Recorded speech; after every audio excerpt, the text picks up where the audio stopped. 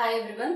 So along with the therapies, ఇంట్లో మేము work చేయాలా, డైలీ మేము థెరపీస్కి తీసుకెళ్తున్నాము, మా పిల్లల్ని స్పీచ్ థెరపీకి తీసుకెళ్తున్నాము, ఆక్యుపేషనల్ థెరపీకి తీసుకెళ్తున్నాము, బిహేవియర్ థెరపీకి కూడా తీసుకుంటున్నాము మా కిడ్ కోసము అనుకునే పేరెంట్స్ అందరి కోసం I want to talk one thing. So along with this therapies అసలు పేరెంట్ ఇంట్లో వర్క్ చేయాలా? చాలా మంది పేరెంట్స్ ఏమనుకుంటారంటే ఓకే మేము ఆటిజం అని ఐడెంటిఫై చేశాము, now on we started giving therapies మా పిల్లలకి, okay my job done.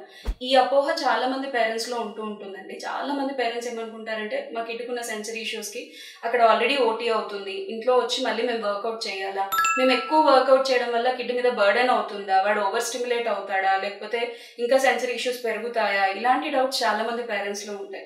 But my dear parents, మీరు అర్థం చేసుకోవాల్సింది ఏంటంటే ఏదైతే 1.5 hours to 2.5 hours of therapy కిడ్కి ఇస్తూ ఉంటారో అది మాత్రం కిడ్ని ఈ జర్నీలోంచి బయటకు తీసుకురావడానికి సరిపోదండి. ఖచ్చితంగా ప్రతి పేరెంట్ ఇంట్లో వర్క్ చేయాలి.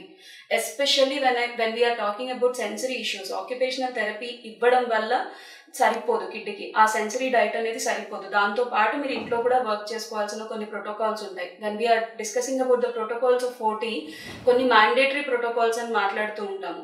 అవి ఎవ్రీ 2 hours కూడా కిడ్కి రిపీట్ చేయాల్సిన అవసరం ఉంటుంది.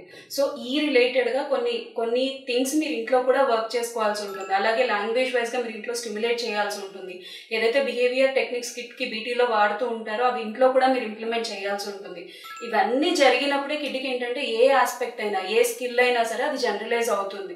సో ఇప్పటి వరకు మీరు వెళ్తున్న సెంటర్స్లో కనుక మీకు ఆ పర్టికులర్ థెరపిస్ట్లో హోమ్ రిలేటెడ్ యాక్టివిటీస్ ఇవ్వట్లేదు, లేకపోతే ఇంట్లో మీరు చేయాల్సిన వర్కౌట్ సరిగా గైడెన్స్ లేదు అని అంటే I request all the parents, వెళ్ళండి మీ థెరపీ సెంటర్స్లో అడగండి, మీరు ఇంటి దగ్గర ఏం రోల్ ప్లే చేయాలి అనేది వాళ్ళ నుంచి అడిగి తెలుసుకొని so start working for your children.